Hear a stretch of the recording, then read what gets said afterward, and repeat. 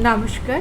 ঠাকুর শ্রী শ্রী রামকৃষ্ণ পরমহংসদেব এবং মা শারদার জন্যে আমার সশ্রদ্ধ প্রণাম জানিয়ে ভিডিওটা শুরু করছি। অনেক সময় এরকম ঘটনা অনেকের সাথেই ঘটে।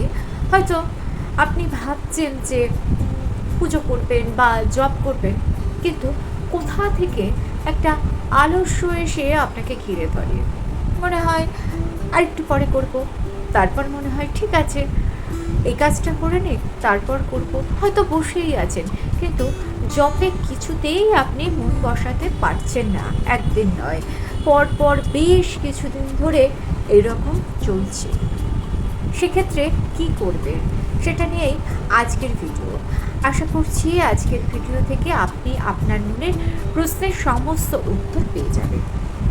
অর্থাৎ আমাদের মন কিন্তু চাইছে জব করুন, কিন্তু শরীরের আলস্যে আমরা জব বা পুজো থেকে অনেক সময় বিরত হয়ে যাই। আমরা জানি যে শরীরের বা মনের আলস্য ত্যাগ করার একমাত্র উপায়, অর্থাৎ মনের ওষুধ কিন্তু জবই। সব কিছু জেনেও হয়ে ওঠে না। জেনে নেব ঠাকুর শ্রী শ্রী রামকৃষ্ণ পরমহংসদেব এই সম্বন্ধে কী বলছেন। ঠাকুর বলতেন, মানুষের মন একদিনে ঈশ্বরের দিকে যায় না, কারণ বহু বহু দিনের অভ্যেস মানুষকে সবসময় সংসারের দিকে টেনে নিয়ে যায়। শ্রী শ্রী রামকৃষ্ণ কথামৃতে ঠাকুর বারে বারে বলেছেন, মন সর্বদা নিচের দিকে যায়, তাকে বারে বারে টেনে উপরের দিকে নিয়ে আসে। এর মানে যদি জপে আপনার মন না বসে, তাহলে আপনি নিজেকে দোষারোপ করবেন না, ভাববেন না যে আপনি খারাপ, ভাববেন যে এটাই মনের স্বাভাবিক প্রবৃত্তি। মন সবসময় সহজ রাস্তা খোঁজে। জব কঠিন, ধ্যান কঠিন, কিন্তু সিনেমা দেখা, মোবাইল দেখা এগুলো খুব সহজ কাজ, তাই আমরা এগুলোতে বেশি আসক্তি বোধ করি। আর অলসভাবে শুয়ে থাকা, বসে থাকা এগুলো খুব সহজ, ওই জন্য মন সবসময় এগুলোর দিকেই যায়। ঠাকুর বলেছিলেন যে মন সব সময় সংসারের দিকে যাবে, বারে বারে সংসারের দিকে যাবে, তাকে তুমি বারে বারে ঈশ্বরের দিকে টেনে আনো। ঠাকুর বলছেন এটাই তো সাধনা। একবার বসলো না, আবার মনকে বসানোর চেষ্টা করো, একবার পালালো, আবার তাকে ধরে আনো। ঠাকুর সুন্দর একটা উদাহরণ দিয়েছেন। ঠাকুর বলছেন যে যদি আমরা একটা বন্য ঘোড়াকে টেনে নিয়ে আসি, তাহলে সে কী করবে? সে কি শান্ত হয়ে তার মালিকের কথা শুনবে? না, সে প্রথমে লাথি মারবে, দৌড়ে পালাবে, কিন্তু আস্তে আস্তে শিক্ষা দিতে দিতে সে মালিকের কথা শুনতে শুরু করবে। মনও ঠিক তেমনি। মন আজকে বসবে না, কালকে বসবে না, তারপরের দিন দেখবেন একটু একটু করে বসছে। এরকম করতে করতে 1 মাস পরে দেখবেন মন অনেকটাই বসছে, আর 6 মাস পরে দেখবেন মন নিজে থেকে ঈশ্বরের দিকে চলে আসছে। ঠাকুর বলতেন, অভ্যাস করলে অসম্ভবও সম্ভব হয়। আরেকটা সত্যি কথা কি বলুন তো, আপনার মধ্যে দুটি দিক আছে। একটা দিক আপনাকে উপরের দিকে টানে, আর আরেকটা দিক আপনার মনকে নিচের দিকে টানে। মনের দুটি শক্তির মধ্যে যে শক্তি আপনাকে উপরের দিকে টানে সেটা হচ্ছে আত্মা, আর যে শক্তি আপনাকে নিচের দিকে টানে সেটা হচ্ছে অভ্যেস। আপনি যখন যুদ্ধ করছেন, তার মানে আপনি সামনের দিকে এগোচ্ছেন, কিন্তু যে যুদ্ধ করছে না সে সেইখানেই থেমে আছে। তাই নিজেকে অযথা দোষ দেবেন না। আপনি ভাবুন আপনি পথে আছেন, একদিন ঠিক আপনার লক্ষ্যে পৌঁছবেন। আর এই সমস্যা আজকের নয়, এই সমস্যা কিন্তু মহাভারতের যুগেও ছিল। অর্জুনের মতো পৃথিবীর বিখ্যাত ধনুর্ধর শ্রীকৃষ্ণকে বলেছিলেন, মনকে নিয়ন্ত্রণ করা বাতাসকে নিয়ন্ত্রণ করা থেকেও কঠিন কাজ। স্বয়ং অর্জুনও যেখানে এই সমস্যার সম্মুখীন হয়েছিলেন, সেখানে আমরা তো এই সমস্যায় পড়তেই পারি। শ্রীকৃষ্ণ বলেছিলেন অর্জুনকে, এই সমস্যা থেকে মুক্তির একমাত্র উপায় হলো বৈরাগ্য এবং আসক্তি কমানো। এখানে বৈরাগ্য মানে কিন্তু সমস্ত কিছু থেকে মন সরিয়ে নেওয়া নয়, বা সমস্ত কিছু ছেড়ে দেওয়া নয়। এখানে বৈরাগ্য মানে হচ্ছে ধরুন ঘুম কমানো, কথা কমানো, কিংবা এই যে আমরা নানান রকম সিনেমা দেখা কিংবা মোবাইল দেখা, এগুলোকে একটু কন্ট্রোলের মধ্যে রাখা। গীতায় আরেকটি খুব গুরুত্বপূর্ণ কথা বলা হয়েছে, সেটা হচ্ছে কোনো কিছুই অতিরিক্ত ভালো না। অতিরিক্ত খাওয়াও ভালো না, অতিরিক্ত ঘুমও ভালো না, আবার অতিরিক্ত আসক্তিও ভালো না। অর্থাৎ কোনো কিছুই অতিরিক্ত ভালো না, সব কিছুর মধ্যে একটা ব্যালেন্স থাকা খুব প্রয়োজন। তাই গীতায় বলা হয়েছে যে স্পিরিচুয়াল লাইফ মানে কিন্তু এক্সট্রিম নয়, স্পিরিচুয়াল লাইফ মানে ব্যালেন্সড লাইফ। এবার চলুন জেনে নিই মা সারদা দেবী কী বলেছিলেন। মা সারদা দেবী দার্শনিকদের মতো গুরু গম্ভীর কঠিন কঠিন কথা বলতেন না। তিনি খুব সহজ সরল ভাষায় সমস্ত কিছুর সমাধান সুন্দরভাবে করে দিতেন। একদিন এক ভক্ত মাকে বলেছিলেন, মা জপে না কিছুতেই মন বসে না, কী করি বলুন তো? মা তখন বলেছিলেন, মন না বসলেও জপ করবে, দেখবে ধীরে ধীরে মন আপনা আপনি জপের দিকে যাচ্ছে। এই একটি কথাই আমাদের জীবন বদলে দেয়। আরেকদিনও এক ভক্ত বলেছিলেন, মা জপে মন বসে না। মা বলেছিলেন, মন বসে না বলেই তো জপ করতে হবে। এটা কিন্তু খুব গভীর একটা কথা। মা কি সুন্দর বলছেন দেখুন। মা বলছেন, যদি মন এমনিই বসতো তাহলে কি জপের কোনো প্রয়োজন ছিল? মা বলতেন, একদিনে কি কিছু হয়? তিনি কখনো তাড়াহুড়ো করতে বলতেন না। তিনি বলতেন, ধীরে ধীরে সব হবে, ধীরে ধীরে। এই কথাটা কিন্তু খুব গুরুত্বপূর্ণ। আপনি আজ জব করলেন, মন বসলো না, কাল জব করলেন, মন বসলো না, পরশুদিন জব করলেন, মন বসলো। ধীরে ধীরে ধীরে ধীরে 1 বছর পরে দেখলেন আপনার মন শান্ত হয়ে গিয়েছে, মন আপনা আপনি জবের দিকে গেছে। এবার চলুন জেনে নিই ঠাকুর কি বলছেন। ঠাকুর সব কিছু খুব সুন্দর উদাহরণ দিয়ে বোঝাতেন।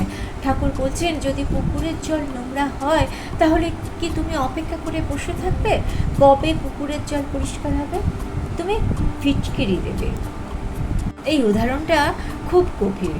পুকুর হলো মন, ময়লা হলো আমাদের মনে জমে থাকা আবেগ, রাগ, অভিমান ইত্যাদি, আর ফিটকিরি হলো জব।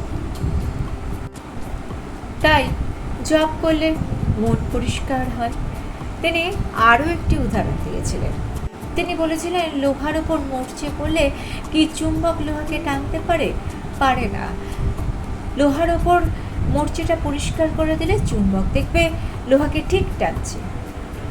আমাদের মনের মধ্যেও মরচে আছে, সেটা হচ্ছে লোভ, অহংকার, আলস্য। জপ এই মরচেগুলোকে পরিষ্কার করে। ঠাকুর বলতেন, শুরুতে একটু কষ্ট হয়, যেমন যখন কোনো শরীর খারাপ হয় আমাদের, তখন ওষুধ দিতে লাগে, কিন্তু সেই দিতে ওষুধেই আমাদের শরীর ভালো হয়ে যায়। জপও ঠিক সেরকম, শুরুতে কষ্ট কিন্তু শেষে আনন্দ। চলুন এইবার জেনে নিই আলস্য কেন আসে। এই প্রশ্নের উত্তর পাওয়া যায় গীতায়। গীতায় বলা হচ্ছে, প্রকৃতির মধ্যে 3টি গুণ আছে, সত্য, রজ এবং তম। এদের মধ্যে তামসিক গুণ মানুষকে বেশি টানে। তামসিক গুণ মানে আলস্য, অতিরিক্ত ঘুম ইত্যাদি। তবে এই তামসিক অবস্থা সবসময় থাকে না। তাই আপনার যখন জব করতে ইচ্ছে করছে না, তখন আপনি নিজেকে দোষ দেবেন না। আপনি মনে করবেন যে এটা মনের একটা অবস্থা, এই অবস্থাটাকে বলা হয় তামসিক গুণ। এটা সবসময় স্থায়ী হয় না।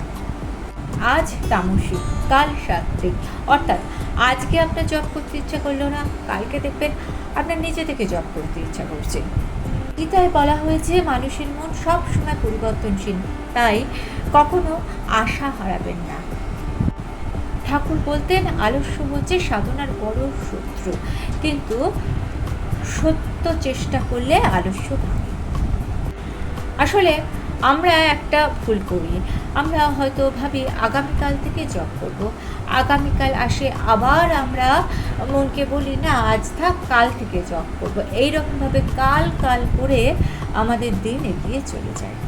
তাই গীতায় বলা হয়েছে, প্রত্যেকটা দিন সামান্য কিছু সময় ঈশ্বরের জন্য রাখতে, প্রত্যেকটা দিন এক পাতা করে গীতা পড়তে, তাহলেই কিন্তু সমস্ত সমস্যার সমাধান হবে। প্রথম শুরুটা এইভাবে করতে হয়।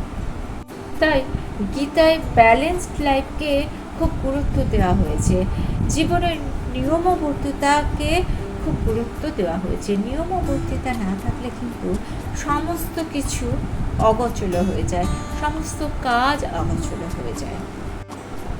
আলস্য ভাঙতে মোটিভেশনের দরকার নেই, আলস্য ভাঙতে প্রয়োজন হচ্ছে কাজ। এটা আমার কথা নয়, এটা ঠাকুরের কথা। ঠাকুর বলতেন মনকে সবসময় কাজের মধ্যে রাখতে। মন যদি কাজের মধ্যে না থাকে তাহলে কিন্তু মনে আলস্য আসবে। যেমন ধরুন, আপনি হয়তো শরীরচর্চা করবেন, আপনি হয়তো হাঁটবেন, কিন্তু আপনার ওই শুরুটা করতে দেখবেন অসুবিধা হচ্ছে। যদি শুরুটা করে ফেলেন, অর্থাৎ হাঁটতে যদি শুরু করে ফেলেন, তাহলে দেখবেন আপনি 2 মিনিট হাঁটবো ভেবে আপনি 20 মিনিট হেঁটে পড়ছেন। জপও ঠিক তেমনি, শুরুটা করে ফেলুন, শুরুটা আপনি করতে পারবেন।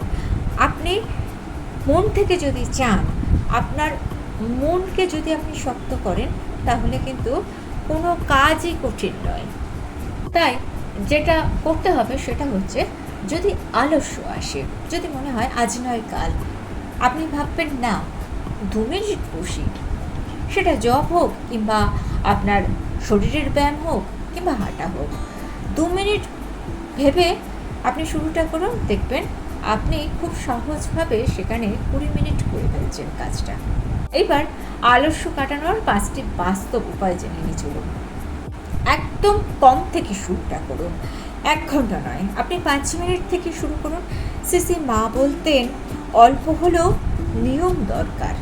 জপের বা যে কোনো কাজের নির্দিষ্ট সময় ঠিক করুন। নির্দিষ্ট সময়ে যে কোনো কাজ করলে মন সেটাতেই অভ্যস্ত হয়ে যায়। জোর করে বসুন, মন না চাইলেও বেশি দরকার জোর করে বসা। ঠাকুর বলতেন শুরুতে জোর লাগে। শরীর ঠিক রাখুন, সুস্থ রাখুন।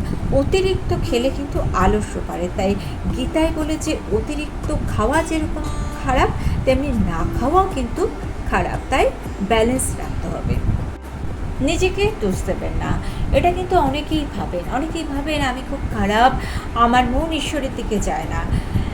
জানবেন যে আপনি যে চেষ্টা করছেন এটাই বড়। ঠাকুর এবং মা বলতেন যে চেষ্টা করে সেই ঈশ্বরের কাছে বড়। সত্যি কথা হচ্ছে, যে মানুষ চেষ্টা করছে সে এগিয়ে যাচ্ছে, আর যে চেষ্টা করছে না সে এক জায়গাতে থেমে আছে বা পিছিয়ে আছে। আপনার কষ্ট প্রমাণ করছে যে আপনি ভেতরে ভেতরে ঈশ্বরকে চাইছেন, আর এটাই ঈশ্বরের আশীর্বাদ। অর্থাৎ মন না বসা মানে, আলস্য আসা মানে কোনো পাপ নয়, এটা মানুষের স্বাভাবিক স্বভাব।